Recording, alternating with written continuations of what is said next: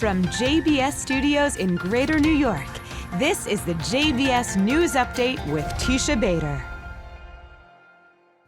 I'm Teisha Bader with the JBS News Update for Wednesday, December the 14th, 2022. The IDF shared new information on terrorist rocket launch sites set up by terror group Hamas next to schools in Gaza. Tweeting today, we can reveal that Hamas is deliberately using these 3 schools in Gaza as a shield for its terrorist activities. Schools are meant for children, not rockets, with photographic proof of launch sites adjacent to the schools in the Gaza Strip. The IDF said the cynical exploitation of schools proves once again that the terrorist organization consciously chooses to endanger Gazan civilians and use them as human shields in benefit of their terrorist agendas. Iran today was removed from the United Nations Commission on the Status of Women.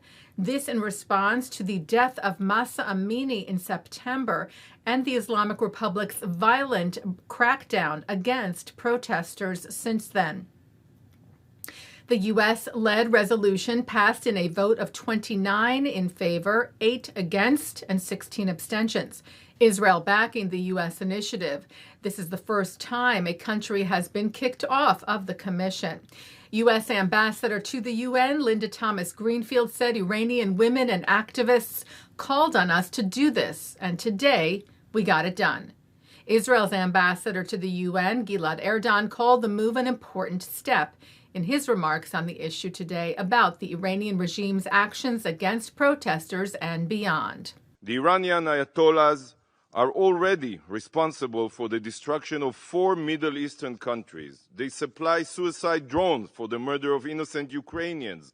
They attack the cyber infrastructure of Albania. They murder innocent Kurds in Iraq. They endanger global maritime trade routes.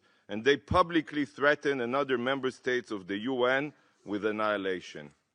There should be no question regarding this resolution and no talk of diplomatic or tactical considerations.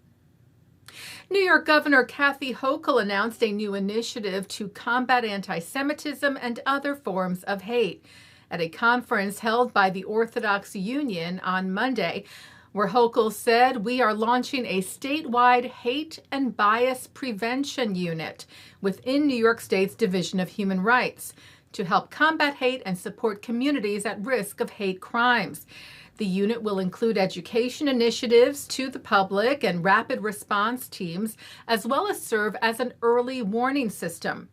Hochul calling the fight against anti-Semitism a moral obligation. Come on, stand up together.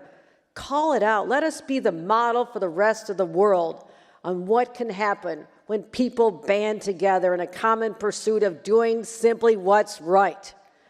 Also present at the gathering, Department of Homeland Security Secretary Alejandro Mayorkas, Senator Chuck Schumer, and Mayor Eric Adams, who said anti-Semitism is not a Jewish issue, it's a human issue.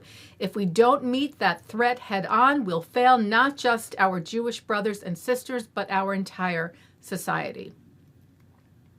The B'nai B'rith World Center and the Committee to Recognize the Heroism of Jewish Rescuers During the Holocaust will bestow their joint Jewish Rescuers Citation on 15 nominees, all posthumously. They include Mordechai Russell, who saved between 6,000 and 8,000 Jews in a massive rescue operation, transferring them from Hungary to Transylvania. And Rachel Harel Roos, a member of the Dutch underground who secured hiding places for Jews and non-Jews, arrested while serving as a courier for the transfer of Allied soldiers across the Rhine, and though severely tortured, did not give up her friends. The citation was established to help correct the misconception that Jews failed to come to the aid of fellow Jews during the Holocaust. B'nai B'rith said some 600 heroes have been honored thus far for their life-saving efforts. The leaders of cyber agencies from Israel, the United Arab Emirates, Bahrain, and Morocco sat together for a first-of-its-kind panel discussion on cybersecurity. Israel's National Cyber Directorate shared this was part of the interregional conference in the field of cybersecurity, which took place in Bahrain. Director General Gabi Portnoy, who took part, said the meetings convey an open statement on the subject of regional cyber cooperation against our common enemies and are another building block in the development of a joint Middle East cyber dome that will also help Israel to strengthen its cyber defense at the national level. Taking a look now at our programming for tonight on JBS for Wednesday, December the 14th at 7 o'clock, it's Talmud Study. At 8, Robert Siegel looks at the 2022 midterm election results and looks ahead to the political landscape of 2023 with E.J. Dionne, Tamara Keith, and John Cassidy. At 9, Mark Golub is joined by Mort Klein, Caroline Glick, Eric Yoffie, and Lauren Atkins to discuss President Biden's relationship to Israel and American Jewish leadership's ability to advocate effectively for the Jewish state. At 10:30, an analysis of the recent Israeli elections.